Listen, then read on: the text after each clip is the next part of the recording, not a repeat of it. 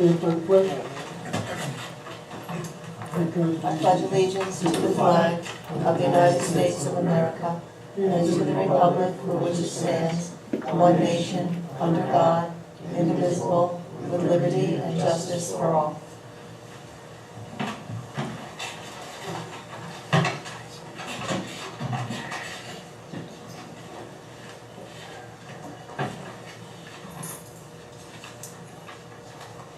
In compliance with the Open Public Meetings Act, Chapter 231 of the 1975 State of New Jersey, adequate notice of this meeting of the South River Board of Education was provided the following morning. On August the 31st of 2018, notice was actually mailed to the following newspapers, Rome News Tribune and the Sentinel. Also on August 31st, the notice was delivered to the office of the South River Borough Clerk and posted at the Board of Administration building. On that date, the notice is also posted at the South River Borough Clerk's office. Roll call. Mr. Andre? Here. Mr. Bazak? Here. Mrs. Beck? Here. Mrs. Bush? Mr. Bush has been excused. Mrs. Cruz?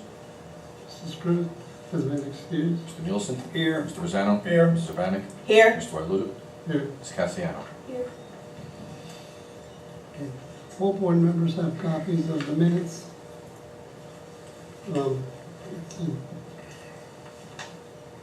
May 24th, May 24th, June 28th, and August 27th. Board members, your pleasure. You missed March 26th, Reg. And March 26th. March 26th. And March 26th. And March 26th. Move the minutes. Motion by Mr. McPherson, second by Mr. Rosanno. Comments? All in favor? Aye. Opposed? So carried. And use of facilities? There are 3 items on the agenda, all for the South River Parks and Recreation. Board members, your pleasure. Move the use of facilities in accordance with board policies. Motion by Mr. Nielsen. Second. Second by Mrs. Bush. Mrs. Beck. Okay. Any questions? All in favor? Aye. Opposed? So carried. Financial report, Mrs. Savannah? Thank you, Mr. President. Be it resolved that the Board of Education hereby certifies that it is in receipt of the financial report, which indicates that no major account has been overexpended and that sufficient funds are available to meet the district's financial obligations for the remainder of the fiscal year. The Finance Committee recommends that the reports of the Board Secretary and the Treasurer of School Monies for July 2018 be approved, and I so move. Motion by Mrs. Savannah. Second. Second by Mr. Nielsen. All in favor? Aye. Opposed?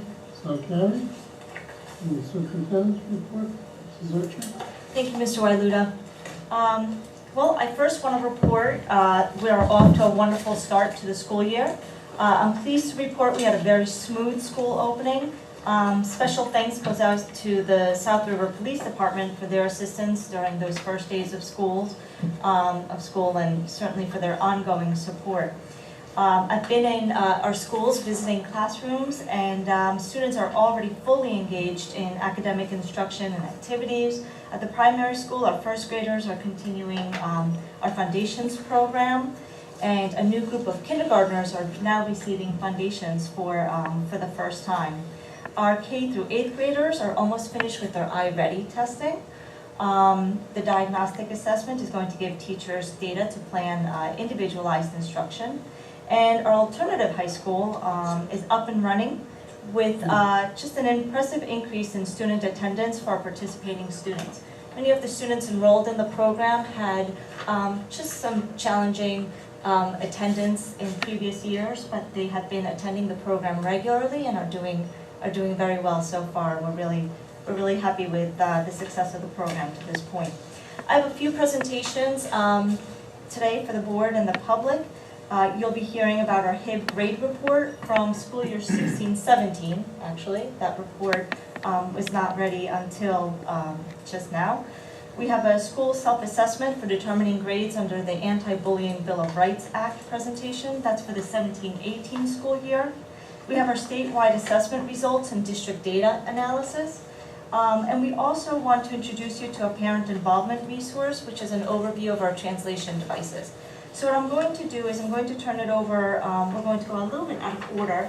And I'm going to turn it over first to Dr. Trevisano to do our statewide assessment presentation. He is just coming back from knee surgery yesterday. So he's here with us tonight, and we really appreciate him taking the time to be here. Can we at least get a motion just to accept your report and then we'll be on. Motion to accept the superintendent's report. So moved. Motion by Mr. Newsom, second by Mr. Zana. All in favor? Aye. Opposed? So carried. And the rest will be. Okay, good, that's fine. Okay. Thank you. Good evening. I'd first like to thank Mrs. Buffalino, who helped out with the presentation. I'm going to ask her to participate a little bit later when some of the slides come up. She was instrumental in getting some of the data yesterday when I was not here. So that said, this is our 17-18 data presentation from testing, from all the different tests that we take in the district, from PARC to SAT results, ACT results, AP results. And really, it encompasses much of the standardized testing that we use. Quick review for us. Much of the information on PARC has not changed. It's still used as the graduation requirement. Students this current year are able to pass one of the what they call the menu items to achieve to receive their diploma. Class of 2020 students, there was a clarification that came out last year. That has been communicated to the parents, but the 2020 requirements, that's our current juniors, are subject to take the Algebra 1 PARC and pass it, the ELA 10 PARC and pass it, but if they take those and do not pass, and they take all PARCs for which they're enrolled in a course, so Algebra 1, Geometry, Algebra 2, the 3 Englishes, then they can use one of those PARCs or one of the menu items, SAT, ACT, to graduate. The current sophomores are the ones where they changed the legislation, and the only graduation requirements for them would be the English 10 and the Algebra 1 PARC. Failure to achieve passing grades on those 2 assessments would only result in the portfolio assessment. They're the first class that actually corresponds to, and that's for our current sophomores and our current freshmen, so 2021 and 2022. There was a consideration at one point before the Board of Education, the State Board of Education, make changes to that, and that has not happened. So at the current moment, the legislation that exists on the PARC exam, English 10 and Algebra 1, is still in effect. That's what we still go by. Okay, levels of proficiency. I put this in there for public knowledge as well as a little bit of a reminder for us. The PARC scores range between 650 and 850. The different levels are explained within in terms of the raw scores. You'll notice on the end of level 4 and the beginning of level 5, it says TBD, and that's because that is a fluctuating rate. So for different tests at different grades and different years, there's different cut scores to go between meeting expectations and exceeding expectations. And in one test, it could be an 820, which would be a level 5, where at another test it would be a 779. So they are randomly generated between a 4 and a 5, but the 2 scores that do not change is the top score of 850 and the passing score of 750. SAT ranges, I put this in there because, again, as of last year, the SAT went back to the old format where it's a total score of 1,600, not 2,400 anymore. 200 to 800 in both verbal and math, with a total score ranging anywhere from 400 to 1,600.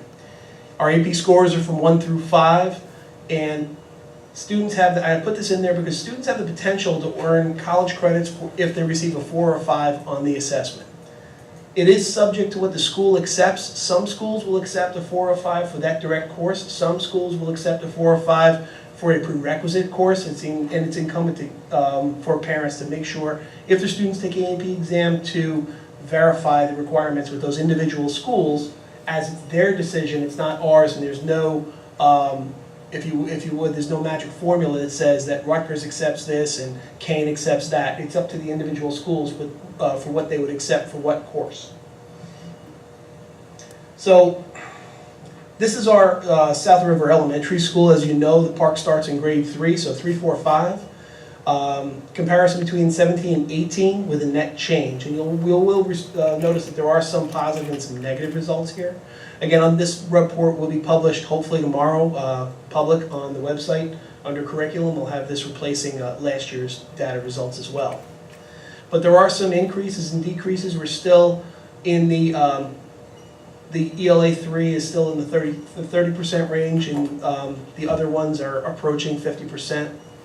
Math is in the same boat. One of the things to keep in mind, of course, for the grade 3 students is that this is their first opportunity at a standardized assessment. There is no standardized assessment that they take other than our internal iReady assessments for English and math, so that may be one of the contributing factors. What we have here is a cohort comparison, and this is what Mrs. Buffalino helped out with. The cohort comparison is a theoretical comparison of students as they are longitudinally tracked, if you would. So the grade 3 ELA students from 2 years ago became grade 4 students last year, showing the net percentage change. It does not take into account new students that enrolled. It does not take into account students that exited, but it's a general snapshot of the grade 3 students that became grade 4 in both English and math, and the grade 4 students that progressed to grade 5. So you'll note that there are some changes. In particular, you'll note the grade 4 math to grade 5 math change is significant at 14%. 14% more higher proficiency rate. Okay, to move on to our middle school. Our middle school experienced growth in just about every area last year, which was very significant. It was very exciting for us to note those results.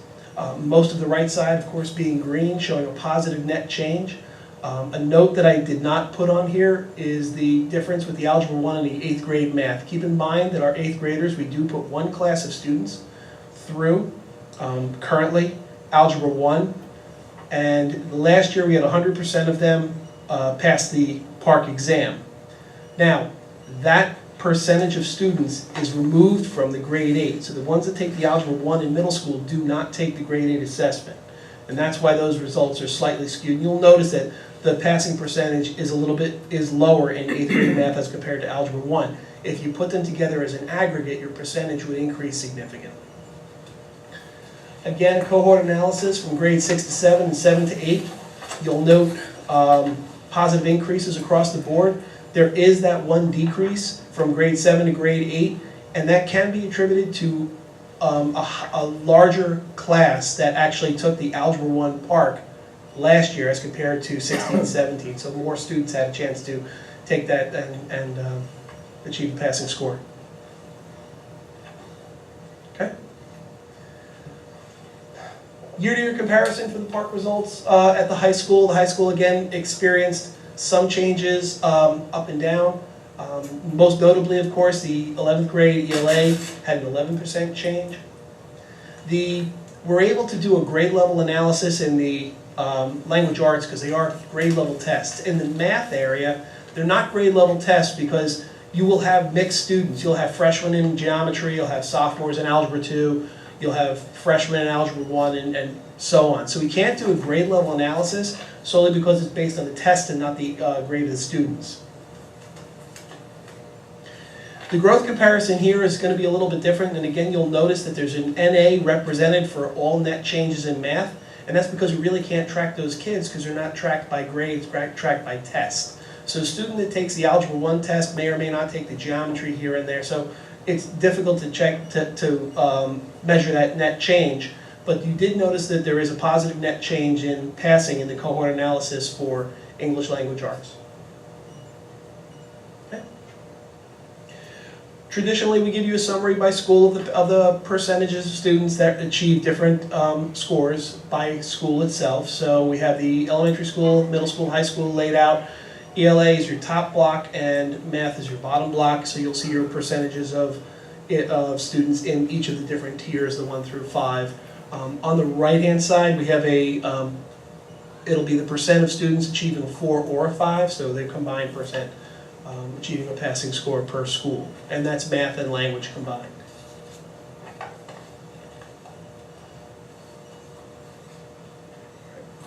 Before I go on to the individual analysis of language arts and math, are there any questions at this point with any of the data that we had so far? I know it's a lot.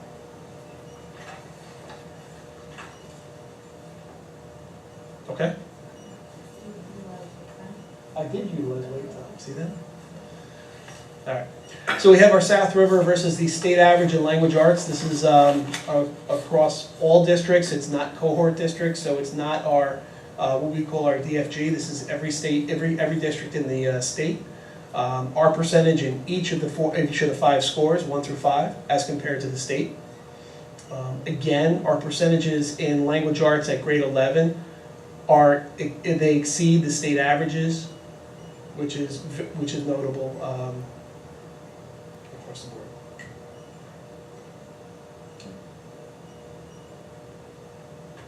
And finally, we have our averages in math. Again, same thing as compared to the state.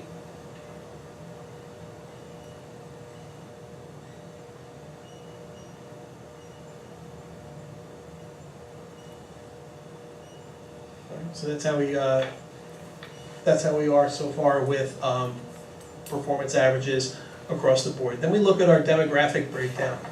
And again, in the right-hand side is a level 5, and the year change is the percent difference, level change from 17 to 18. And you'll note again is that in ELA, our comparisons from 17 to 18 have all grown. Well, except in one small case, but they've all grown demographically across the gender, the ethnic background, free and reduced language acquisition, 504, and special ed. You'll note that there is an increase.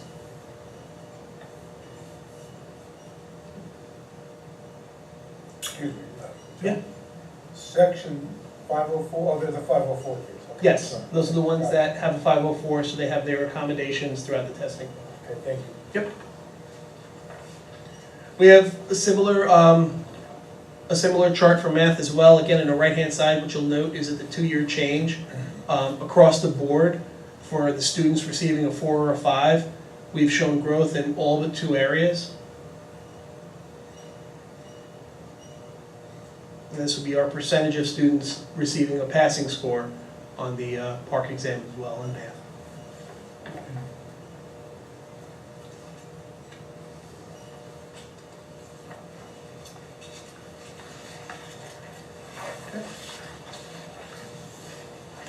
ACT and composite, ACT, SAT, and the AP exam data is going to be coming next. So our ACT numbers are up there. In 2018, South River did have a higher, what you would call a mean score in the ACT, and the same is true in the SAT. Now the NA exists because we don't have a final average score yet for the ACT and SAT because they're still getting them for the year of 2018. Once we get those aggregate numbers at the close of the year, after the final administration, I'll be able to update this and put in their final numbers. But at this point, since those exams are still going on, that data is not available. In AP, you'll note that we have more students last year take the exams. We had more exams taken, and we had a higher number of students who received a 3 or higher on those exams. And you'll also note that in reading and in math, we had a higher average score as compared to our students from last year. Okay. No? Okay. So AP data. Your AP data is presented here. All the green obviously represents an increase in the different areas that we have, and with very few exceptions, we have an increase in the percentage of students that are participating in the exams. Some of the scores were relatively the same. As a matter of fact, U.S. history, I think, was 0.02 of a point different. We do show some scores that are comparable to College Board, and we do show some scores that are higher than College Board. Now, what I will note here is that the College Board numbers that I used for this presentation were national numbers, not just New Jersey numbers. I wanted to see how we compared to the rest of the country, and not necessarily just New Jersey as we look at these numbers. Okay. Any questions at this point with any of the data you've seen so far?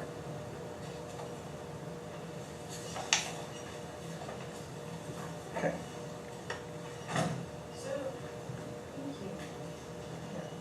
Thank you. Take that. So what we decided to do, because we put so much data in front of you, is we decided to summarize this and say, well, where exactly are we? And these are some of the areas that we're pretty proud of, things that we've already covered through data. So this is more of a qualitative overview. We've got our middle school math and language arts scores, which have increased. We're very happy about that because unfortunately the middle school has been placed in targeted status, which we'll talk about in a little bit.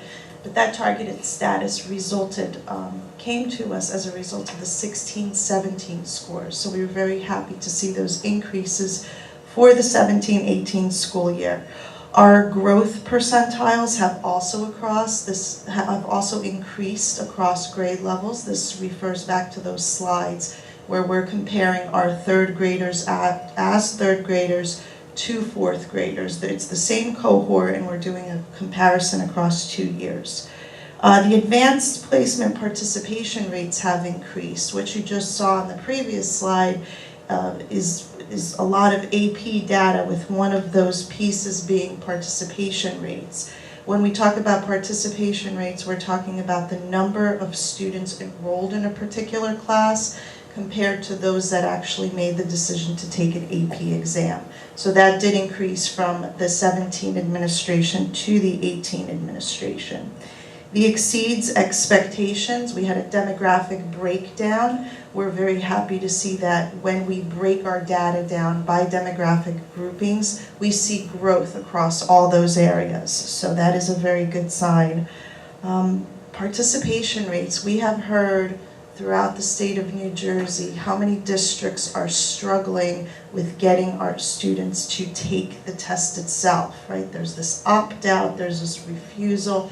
We really have not had that. Our families trust us. They know that we are doing best for their kids, and we have very strong participation rates. We have very few opt-out or so-called refusals to take the test itself.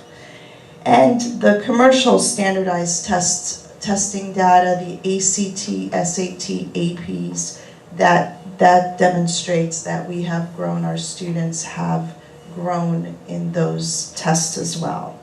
So in summary, we definitely have achieved a lot of improvements and we're happy that we are going in the right direction. However, we know there's still room to grow.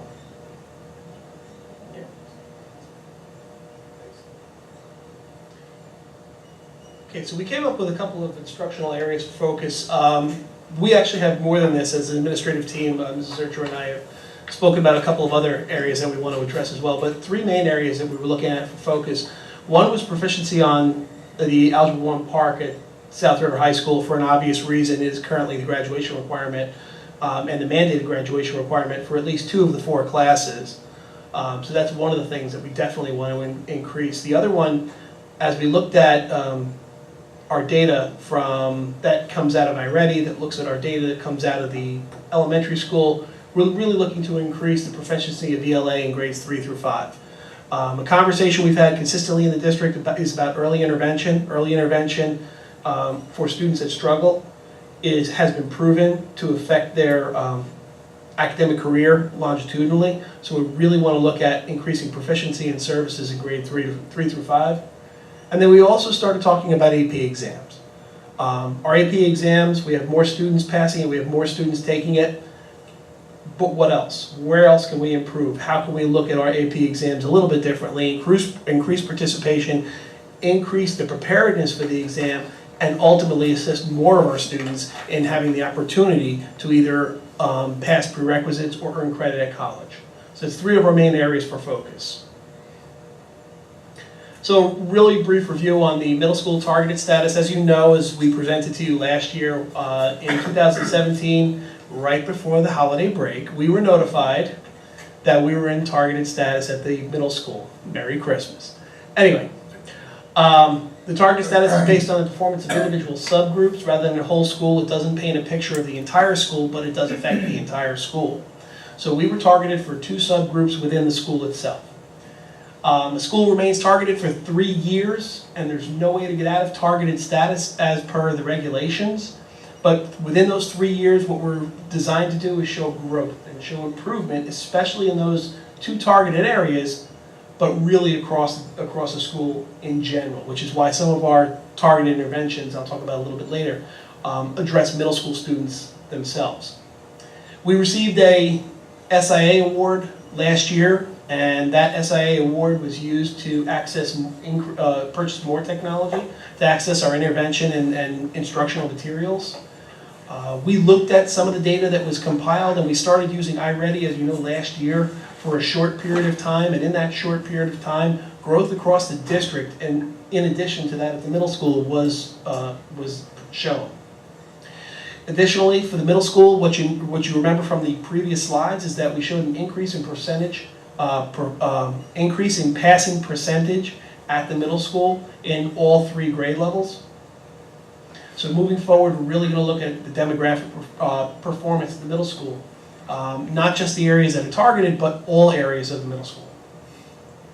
So these are some of the initiatives to meet our goals. I had originally 13 slides, but we narrowed it down to 2 for you. No, not really 13. So we really have changed our ASI offering, our ASI program. It's really for targeted intervention. As Mrs. Zurcher noted before, we've increased foundations, and we have our long-term plan is to offer it in all 3 grades as of next school year. So this year it's 2, the following year it'll be 3. We brought in an intervention system for our ASI staff to use in language. It's the LLI staff, level literacy instruction. Again, a research-proven literacy program that is designed to assist struggling readers. We're going to continue iReady for diagnostic and instruction in both content areas, and there's really a focus on data-driven instruction. We're breaking down the data for the teachers and asking the teachers to look at data more so than they ever have for individual students, for class performances, for test data, for individual test data, and really taking a look inside themselves as well as their classes, as well as performance of the students. We are exploring a targeted math intervention program to address Algebra 1 concerns, specifically Algebra 1 concerns at the high schools. That's one thing we're exploring. We're also exploring a mathematics program for intervention, a very specific program that has an RTI, a response to intervention approach, at the middle school, in grades 1 through 8. We have, as you know from the August meeting, if I remember correctly, we have retained the services of from teacher leaders to be content experts at the middle school and high schools. We have English and math history leaders at those 2 schools to assist our staff. And we also have grade level teacher leaders in K-5 to provide leadership and assistance to all the classroom teachers. We're looking for resources within the classroom, within the building, that the teachers can reach out to for any help. And those resources know other people that can also help as well. So we're really trying to expand our reach into the classroom. So the district assessment schedule, in general, this is some of the dates that we have. These are commercially available dates. And really it paints a picture of a window. It's not the specific dates that the high school, the middle school, the elementary school will be testing, but these are the available windows that we have for our assessment schedule. The change to this, a very specific change, is a fall administration of the PARCC exam. We are going to offer the fall administration of the PARCC to those students in the ASI Algebra 1 and the ASI English classes for students that did not pass their graduation requirement last year.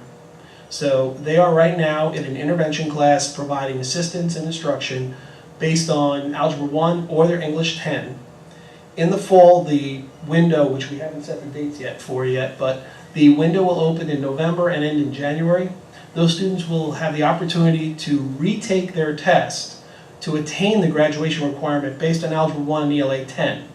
Now you have to be enrolled in a specific course in order to have the availability to take that test, which is why we created this ASI program at the high school for this. If they're not enrolled in the class, they can't take the test. You can't just sign up. That's not our rules, that's the state's rules. Spring assessment for the PARCC has a big window from April 8th through May 28th with our spring break right smack in the middle of it. We have the New Jersey Science Assessment for grades 5, 8, and 11. Now in the data presentation, you might have noticed that there was no data from the science assessment last year. It was year 1 of that assessment. They gave it, we received no results from that. The only results that were garnered was for the testing company to determine if it was a valid test or not. This year is currently, as far as we know, scheduled to be year 1 of that, so we will receive information based on passing rates, but we will not receive any comparative data to last year because that was a testing year. AP exams are scheduled for the week in May as they traditionally are. We have been asked to participate. It's like that volunteer system. You know, we need a volunteer, you're the volunteer. Well, we've been volunteered to participate, voluntold, there it is. We've been voluntold that that we have been randomly selected to participate in the NAEP. It's a National Assessment of Educational Progress. We have a random selection of 30 students in grade 4 who will participate in this in this general window, January 28th to March 8th.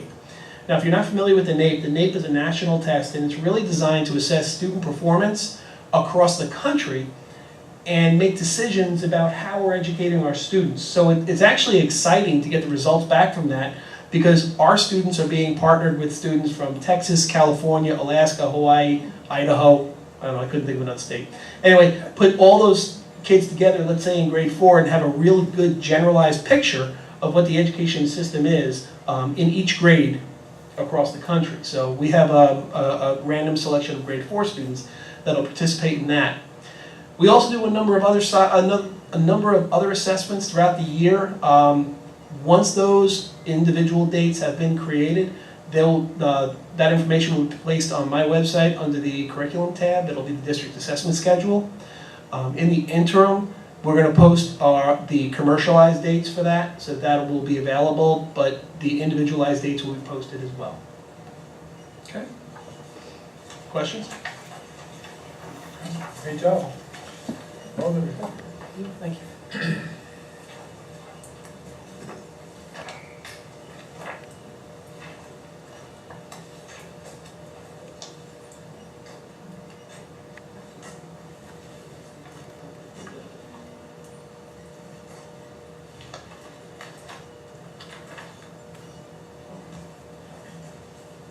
Good evening, everyone. Thank you for having me here tonight. Going to be presenting the self-assessment for determining grades under the Anti-Bullying Bill of Rights Act. This was officially released in 1617, so I'm going to present it to you tonight. The overview is that the Commissioner of Education is required to grade each public school and school district's efforts to implement the Anti-Bullying Bill of Rights Act.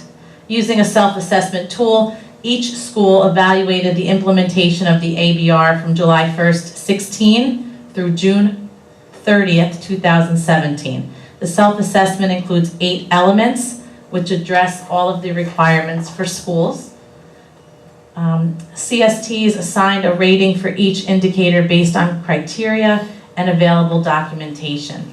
I'll also be presenting this for the 17-18 school year next, so you'll see similar information.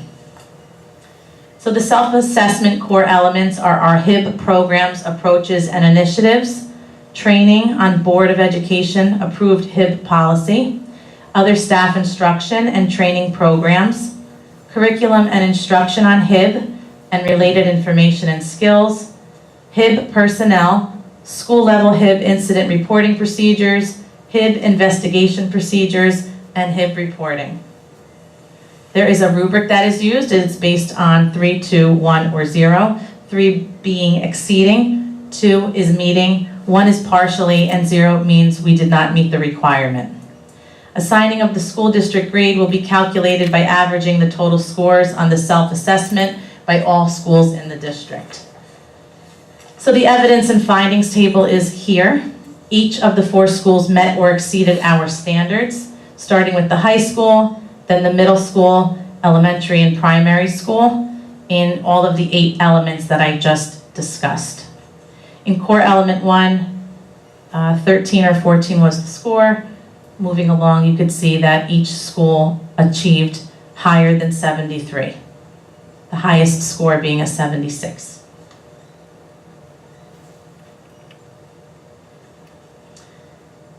So all schools are really commended for meeting or exceeding the requirements in all 8 areas of the reporting. We are commended for really accurately investigating and reporting the procedures. There were effective programs offered to our students, and many opportunities to reflect and enhance our programs. The recommendations at that point in time were to ensure that all members of each school's safety or climate team, the SS, SCT, evaluate the implementation of the anti-bullying rights, continue to seek additional training opportunities, and to continue to review policies and consider changes based upon guidance from the New Jersey Department of Education. So what we did to move forward is that we created a restorative discipline program. It began at the primary school in September of last year. The program was designed to help students improve their behavior, strengthen their learning, and it was really a whole school approach to build school climate, address student behavior, and really foster a belonging over exclusion, encourage social engagement over control, and really provide accountability over punishment. So now I'm going to present the 17-18 data with the help of Mrs. Buffalino. Are there any questions so far?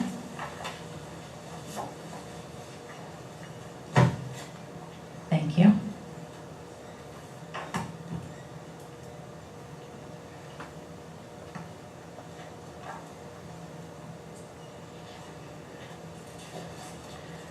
So then the teams got together to assess how we did this past year. The same idea behind it, using a self-assessment tool. Each school's evaluated the implementation from July 1st, 2017 through June 30th, 2018. There were no changes to the 8 core elements. And again, there were indicators based on criteria and looking into the documentation and programs that we have in South River.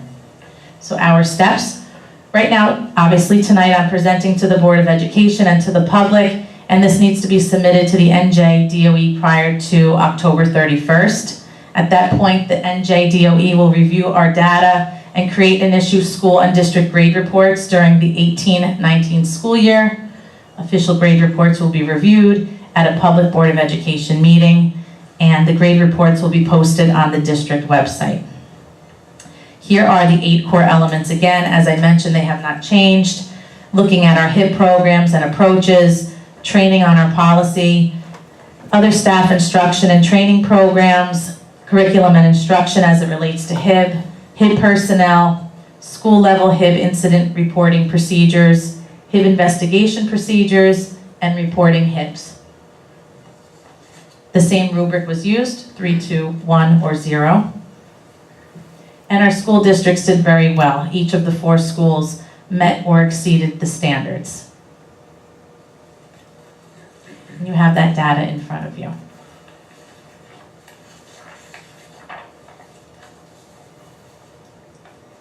So we are again commended. All of our schools met or exceeded the requirements in each of the areas of reporting. There were accurate investigation reporting procedures. We have effective programs offered here in South River. Again, opportunities to reflect and enhance programs. And we're really commended for collaborating, vertically articulating, communicating amongst our safety climate teams in the district. Recommendations are to ensure that everyone is really part of the process to evaluate our implementation, to continue coordinating horizontal articulation between the district SCTs, continue to seek additional training, and continue to review our policies and consider changes when there's new guidance from the Department of Education. Like I mentioned before, we are continuing with restorative discipline program. We are having a whole school approach to building school climate. We are implementing a peer mentoring program at the high school level this year. We will be starting and continuing to look at data so that we can tier students and looking at their needs in order to provide interventions that best align with their needs, and really looking at community service opportunities to promote opportunities for students to be the best that they can and really serve the community. That's what that's for, to serve our community. So that concludes my presentation. Are there any questions? Thank you for your time. Nice job. Good job. Oh, thank you. Good job.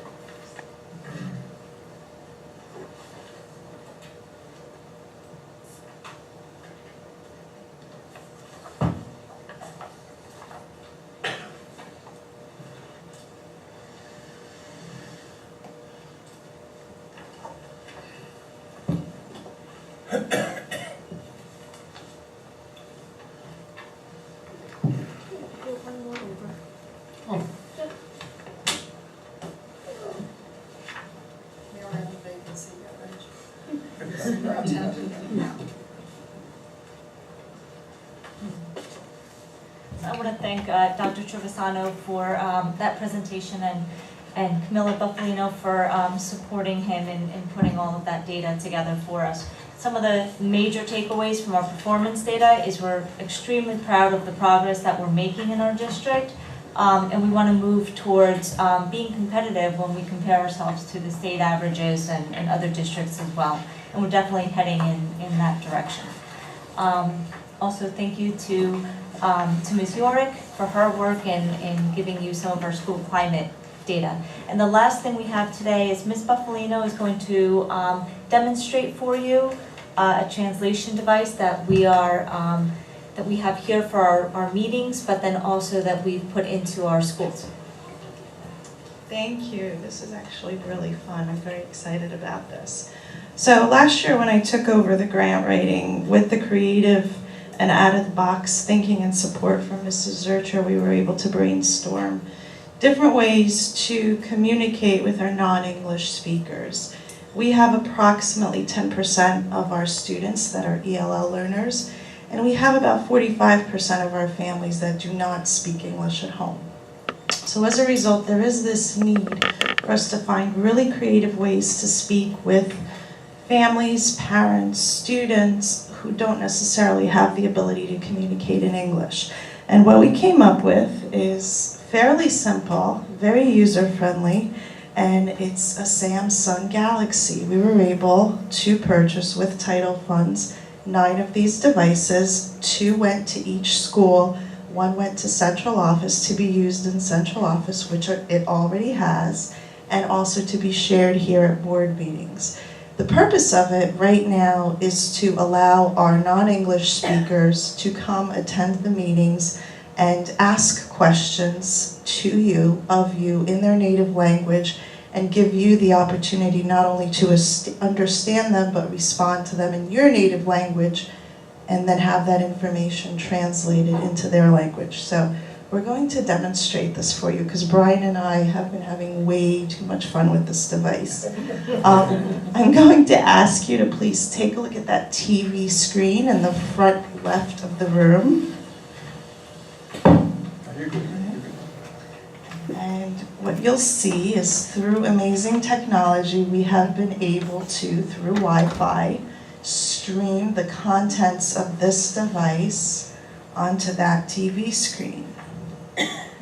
So the process is simple. It is an application called Google Translate, which I'm going to open, and we have a couple of options. We can take pictures of something and add text to that and have it translated. We can write something and have that translated. We can have a conversation with 2 parties, or we can simply record a voice. Today we're going to demonstrate the conversation piece because that is the most useful piece for this type of venue. So I go to conversation, and this particular conversation will occur with Spanish being the native language and English as the translation. The native Spanish speaker.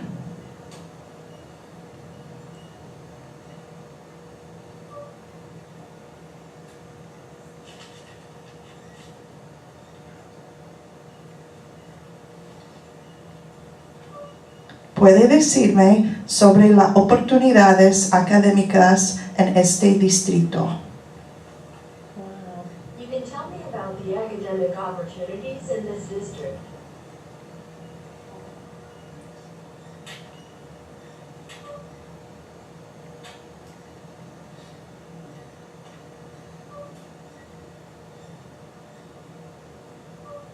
Me gustaría saber más sobre el horario en la escuela elemental.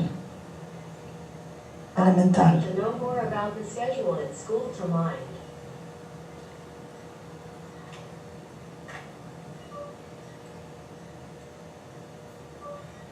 ¿Cómo puedo encontrar el número de teléfono para la maestra de mi hija? How can I find a phone number for my daughter's teacher? The best way is to contact the school. las mejores formas de contactar con la escuela. So that's essentially how it works. This is great. If we take that first question, and as you can see, Brian's responding, but the sound is loud enough where any one of you could respond to the question with the device sitting right here in front of me.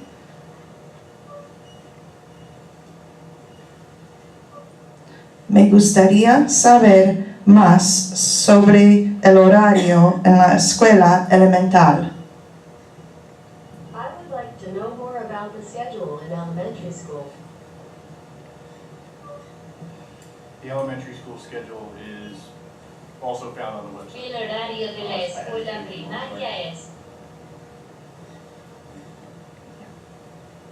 The trick to this is really speaking without taking too long of a pause within a sentence. Me gustaría saber más sobre el horario en la escuela elemental. I would like to know more about the schedule in elementary school. The children go to lunch 4 periods a day. Los niños van a almorzar hoy. Wait, you had on the wrong button. No. Should I go back to the Wow. So essentially that's the idea. Spanish is the language that we're piloting with. There are over 150 different languages here. So it's very easy to switch the language based on the needs of the population. We are looking and exploring for other options which allow us to capture your voices without necessarily having a conversation, just for the sake of having the public, the non-English speakers, hear your conversations during a board meeting and publishing that to the tapings that you see on the website. I can also tell you that there are 2 of these devices at each of the buildings, and administrators and teachers and students are already using them to communicate. Administration is communicating with students, teachers are communicating with students, students are communicating with teachers and administrators, and this has also been a device that's been used for students to communicate with each other. So these are some of the different options that we're looking into. Our next steps is really, again, to help develop a way, a user-friendly way for us to record the board meetings in their totality, as well as to have teachers be translated to students who don't speak English in the classroom. So those are some of the next steps that we're looking at. Any questions? Not a question, but just a comment. Perhaps this would be of great use during the back-to-school night, when the parents come in, and rather than have their child do the interpretation, this can be used. Yes, that's a wonderful suggestion. I believe all the back-to-school nights have occurred for this year, but definitely something to consider going forward. And parent conferences, Yes. yep, absolutely. This is something we can set up on other devices as time goes on. We can put them on things that are already in the classroom, there's iPads, there's things that we have here. Oh, even better. Chromebook, every vehicle run it, we have thousands of those right now, so if we want to have more than enough of them available, so we can be very simple. We're doing this wirelessly through this part, but we can do it right on a device in front of people as well. There really are so many possibilities. The more we talk about it, the more ways we come up with to use this to help us communicate with our English language learners, as well as engage the families of those learners as well. Now, I have a question. Does it always have to speak the volume, or can somebody turn the volume off and just look at the translation on their phone? The latter, yes. Actually, at the Okay. buildings, the volume is not used. It literally becomes a conversation within the text itself. The volume, the voiceover becomes critical when we have students that don't necessarily know how to read yet, or cannot read in their native language, so then the voiceover becomes instrumental. But yes, the volume can absolutely be turned off. I'm just thinking further ahead, this could maybe be integrated into some of our sporting events, some of our plays, some of our performances that we put on at the school here. And if it's an app that becomes readily available, some people may even be interested in purchasing it for themselves on their own phone. Who knows, maybe one day you'll be sitting in the football stands and using this and hearing the football games being translated. I believe the app is free, right? Is it? You can pretty much get it on any device right now. There's That's a lot of great. different options, and one of the ones I was trying to show Camilla earlier, there's different things online that provide the same type of service that actually is backed by Google Translate. It's just a different website. One of the ones I found interesting today is a split screen, similar to what you saw there with the Okay. English and the translation. But it also was a little bit smoother on a computer. It was a little lagging on this because it's Wi-Fi and different things of that nature, but it actually allows you to take a script. So, and you can email that script, Okay. save that script of the translation, and then you can actually produce that and give it out, hand it out to somebody. I mean, it's not perfect, it's not going to tell Right. you who was speaking, but it also, it kind of gives you a good summary. So I know that's another area we're kind of looking into, is not only have it just for the recording purposes and the conversation, but, you know, if we need to make a copy of some type of conversation for a record-keeping purpose, we can. And it's in both languages, so everybody understands. So there's kind of the endless opportunity here. We're just kind of breaking the ice on this one, but yeah, I think this will be something that will be expanding. Yeah, sounds like we're on the forefront of it, once again. So, yeah. Thank you. Thank you Thank very you. much, Camilla. One of the other ideas that we talked about, the three of us, was just really posing different scenarios and problems that we face with translation to our own students who are very tech savvy, and having them come up with solutions, almost like a civic service, and really being the ones who are problem solving, especially our kids in the TD36 program and so on. So really putting it out there for our kids to even come up with the technology-based solutions too. That's great. I'd just like to point out and comment that one of the, I think, best items that we did on our website was we added the translator in. Our website can be translated into, is it 14? 14 different languages at the click of a button. Not many websites have that capability that represent, a body like this. And so concludes my report. It's a long one tonight. Does anyone have any questions? Unless I missed it, did you discuss the district goals? Under 4. That's just included in the packet for the board. Okay. This time we'll open the meeting to the public for any comments or questions about any item changes. Comments or questions, only for 10 minutes, and will be restricted to items listed on the agenda. Anyone from the public? Last call. Close the public portion. And one item before we go into the consent resolution, we won't be going into closed sessions just before the end of our meeting. And at the end of the closed session, when we come back to the open session, action will be taken. Saying that, we'll now go to the consent resolution. And on the consent resolution, we will pull 2 items. In the instructions, item number 3 will be read separately. And from first read, item number 11. 8. Or 8? 8. 8. Okay. Consent resolution. The South River Board of Education, by means of a consent resolution, adopt various resolutions of a routine and non-controversial nature at one time. Whereas the below listed resolutions are hereby adopted by said Board of Education in whole, as if the same were individually acted upon. In the superintendent's report, items 2 through 5. In the president's report, item number 2. You're okay with that? Yes. Okay. Under athletics, item number 1. Under finance, items 1 through 18.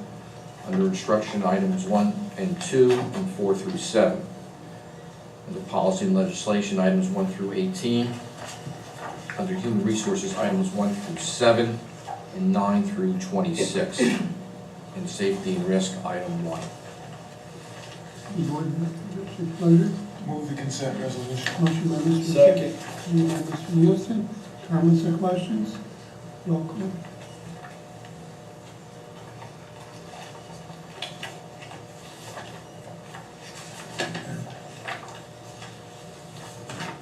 Mr. Andre? Yes. Mr. Bezak? Yes. Mrs. Beck? Yes. Mr. Nielsen? Yes. Mr. Rosanna? Yes. Mrs. Urbanic? Yes. Mr. Wyloo? Yes, motion so carried. Now, item under number 3 under instruction, be read separately. Works for me. One of your chairs. You want to have the chairperson read it, you want me to do it? No, you can. Unless Tony would like to.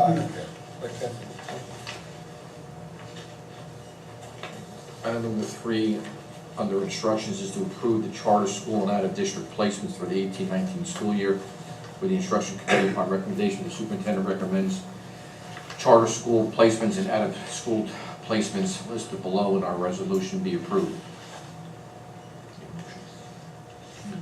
Board member, Nielsen, motion. motion by Mr. Nielsen, Beck. second by Mrs. Beck. Comments? Yeah, the reason I asked you to be pulled, Mr. Wazir, is this is money that's going to the Tiverton Charter School, and I have made it abundantly clear, I'll say it again, I am not against charter schools. I am stringently opposed to the way they are funded. I think it's totally unfair to the public schools. So I will be voting no on that entire, that Tiverton. Yes. Anyone else? Roll call. Mr. Andre? Yes. Mr. Bezak? Yes. Mrs. Beck? Yes.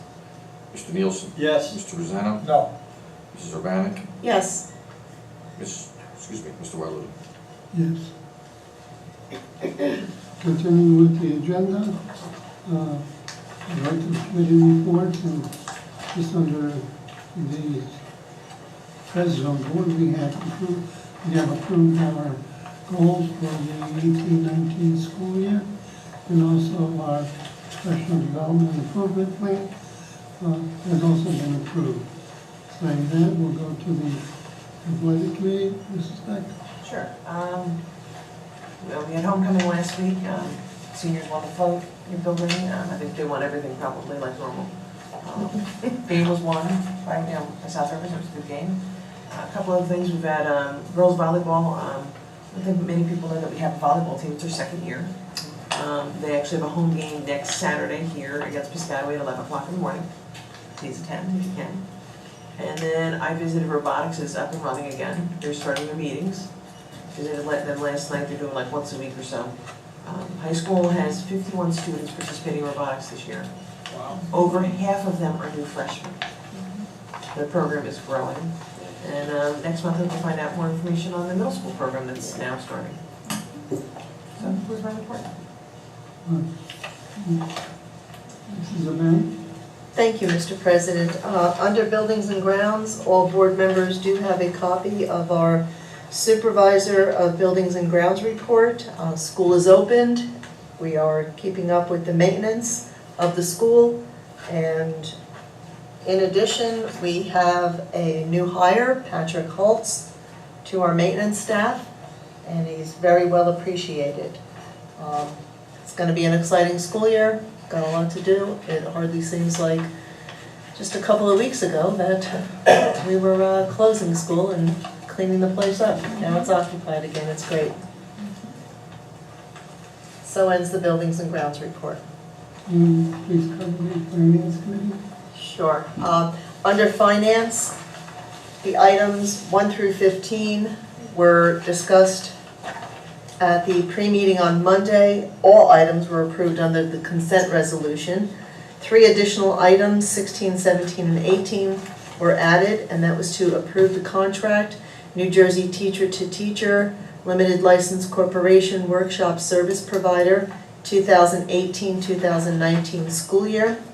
Approve the contract, HDL Consulting Services, Workshop Service Provider, 2018-2019 school year. And number 18, approve the contract, Rutgers Institute for Improving Student Achievement, Workshop Service Provider, 2018-2019 school year. And that completes the finance report. Anyone have any questions? Not, then the instruction committee, Mr. Zan. Thank you, Mr. President. There's one new item, that's number 7. Approve reconfiguration of grade level at primary school. And what that is simply, primary school was K-1-2, now it's pre-K, K-1-2. Okay. And now the negotiation status, Mr. Clark? There's nothing on the agenda, but Ms. Zurcher actually spoke to the SREA president today, and we will be starting that process. I've been in touch with Mr. Kakowski and Ms. Zurcher already to get the administrative end of things going, and soon we'll meet as a negotiations committee and begin the process again with the SREA. And policy, Nothing new to report tonight, sir. and the human resources. We have one more item tonight, 26, approve intermittent family leave, Brandy Trilman, LDTC, 2018-2019 school year. Yeah. Mr. Nizak? Yes, I have 7 items on the agenda tonight. The first one is the high school PTSA membership drive. The South River High School Parent Teacher Student Association welcomes everyone back to school, encourages membership for all parents, students, and teachers. 100% membership is their goal. Membership forms, bilingual, can be found in your summer mail packet, the main office, or the South River PTA.org-high school. Thanks to all of your support to help donate the South River Rams benches outside the high school entrance. They were so well received by parents, teachers, and students that the PTSA donated matching one to sit against the wall by the front door. Please join the PTSA and help support the high school students. Number two, backpack and school supply donation. The South River High School would like to thank 11th grader Priyanka Jain, who organized a school supply and backpack donation drive in conjunction with the EduCare Foundation. Her efforts were greatly appreciated. The EduCare Foundation partners with educational institutions to identify and meet the needs of the school and its students. The high-quality supplies received will ensure that each of our students will have what they need to be ready for this school year. Thank you again.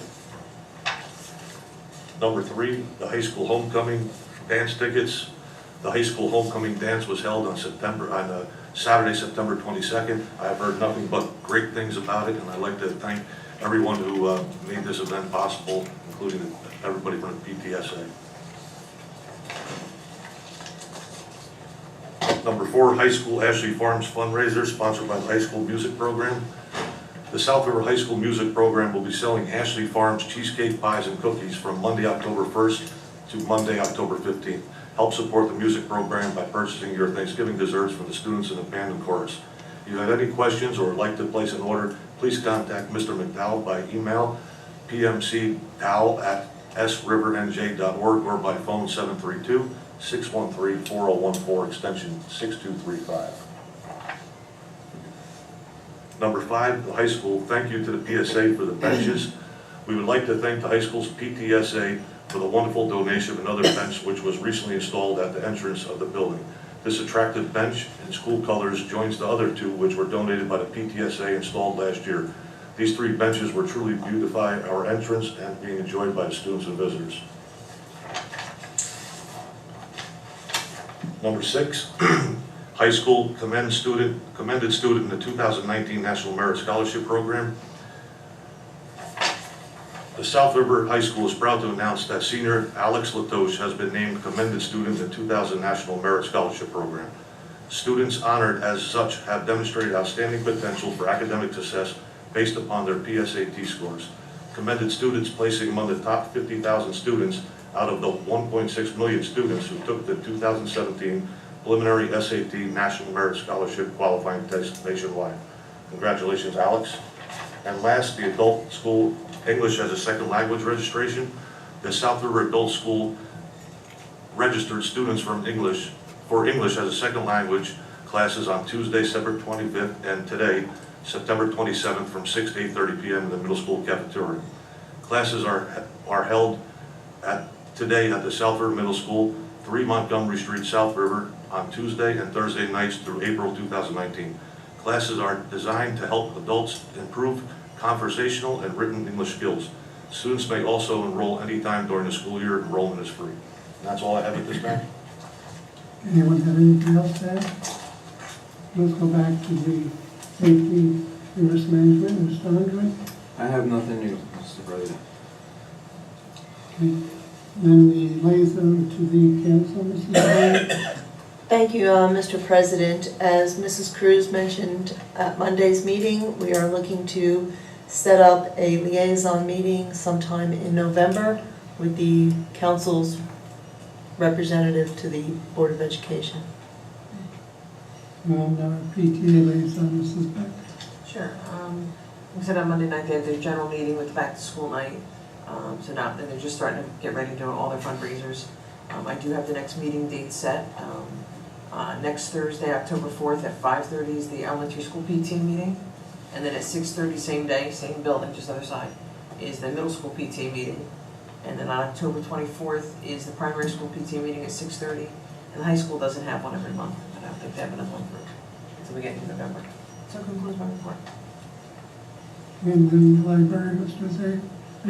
For personal reasons, I was unable to attend Tuesday's library meeting, but I want to say, I hope that everybody comes out, supports the library staff, the friends of the library, the volunteers. They put together so many good programs for the community, the school district. All you have to do is go on the South River Library website and you'll see all the different things. They just started recently a walk-in program. So there's a lot of nice things, so please help support the South River Library. That's all I have. And the educational foundation. Renee couldn't be here tonight, but I have just reiterate from Monday night. Back to school, they had the Apple of My Eye contest. I'm sure next month we'll find out who the winners are. I don't see Mrs. Turner Smith here. And then the other thing they always push is the Harlem Wizards game is Sunday, October 28th from 1 to 3 p.m. You can order tickets at any time at harlemwizards.thundertix.com. So that concludes my report. And our student representative. I do have something to add to that. Good evening. I would like to inform the board that I put together a focus group consisting of 8 students whose purpose is to keep the board more aware of what's going on with the students and their daily school lives.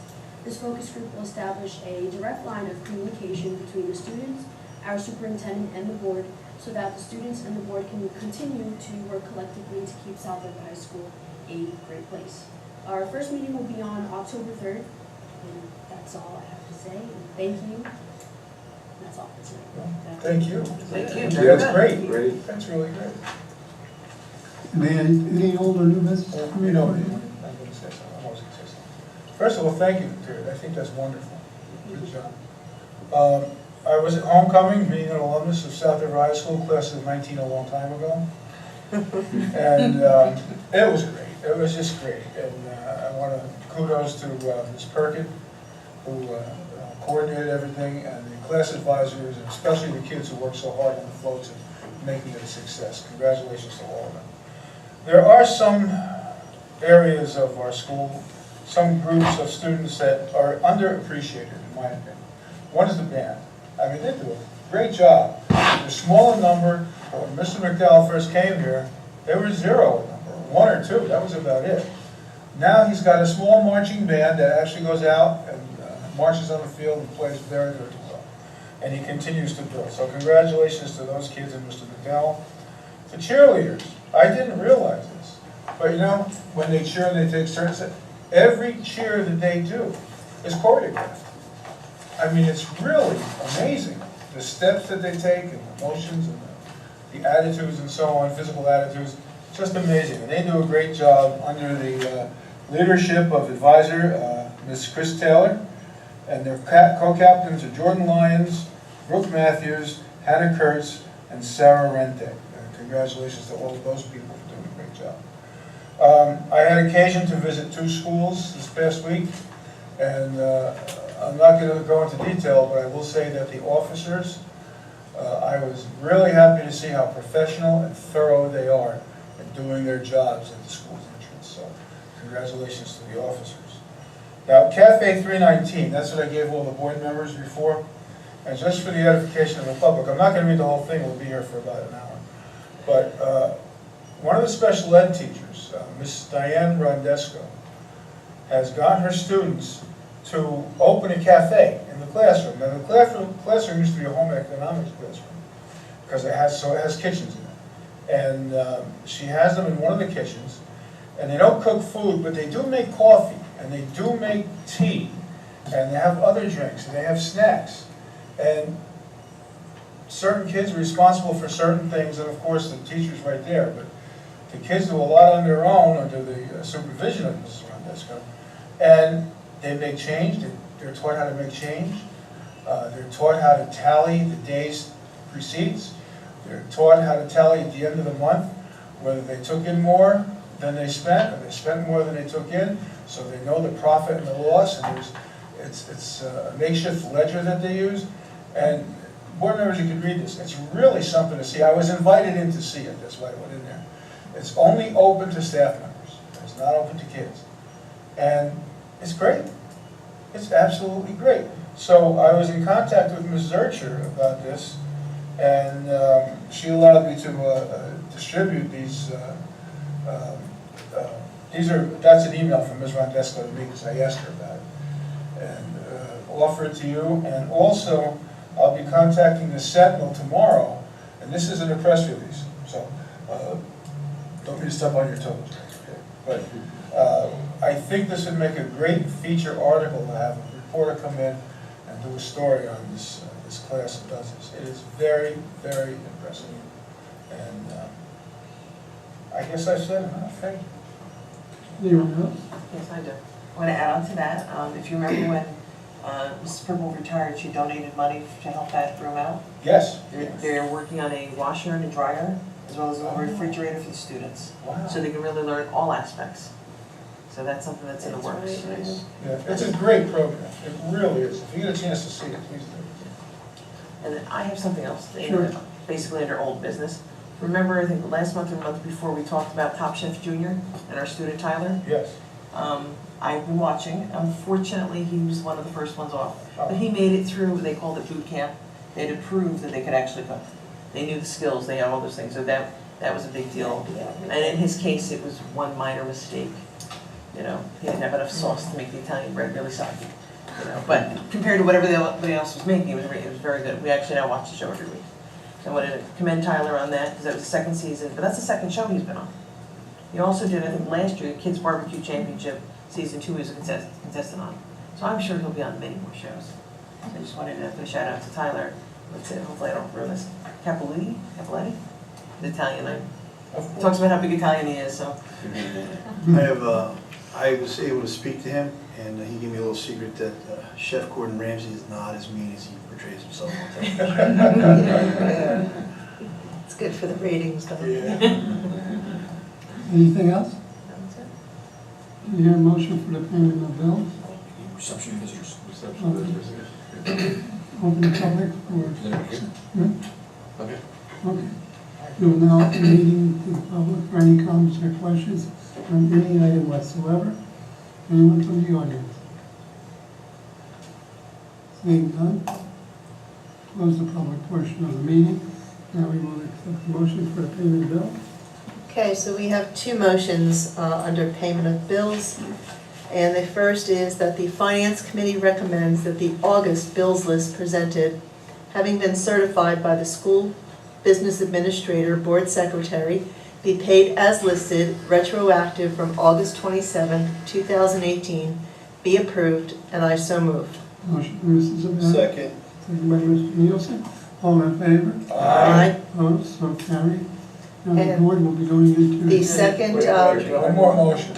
the second motion under payment of bills is the Finance Committee recommends that all bills presented, having been certified by the School Business Administrator, Board Secretary, be paid as listed, be approved, and I so move. Motion by Mrs. Zabel. Second. Second by Mr. Burbank. All in favor? Aye. Opposed? So carried. Now we will go into closed session. Resolved that pursuant to section 7 and 8 of the Open Public Meeting Act, subject to discussion of the public, to be discussed that the closed session of the meeting will be building security, personnel, and attorney-client privilege. It is presently anticipated that the matters to be discussed in closed session are going to be disclosed to the public when they be resolved. And I hear motion. Nielsen. Motion by Ms. Nielsen, second by Mrs. Beck. Roll call. Mr. Unger? Yes. Mr. Basak? Yes. Mrs. Beck? Yes. Mr. Nielsen? Yes. Mr. Rosanna? Yes. Mrs. Urbanic? Yes. Mr. Wetluda? Yes, motion carried. Yeah, I moved the curtain. Very good. Yeah. Board has not come back from closed session. The thing that we had mentioned that action would be taken. And then I would turn it over to Mr. Nielsen. Thank you, sir. Approved termination of employment of Erica Marcinzik, middle school special education teacher for the 2018-2019 school year. Motion by Mr. Nielsen, Second? seconded by Mr. Zana. Comment? Gotta be roll call. Mr. Andre? Yes. Mr. Basak? Yes. Mrs. Beck? Yes. Mr. Nielsen? Yes. Mr. Rosanna? Yes. Mrs. Urbanic? Yes. Mr. Wetluda? Yes. Is there a motion for adjournment? Nielsen. Beck. Motion by Mr. Nielsen, second by Mrs. Beck. All in favor? Aye. Aye. Meeting is adjourned.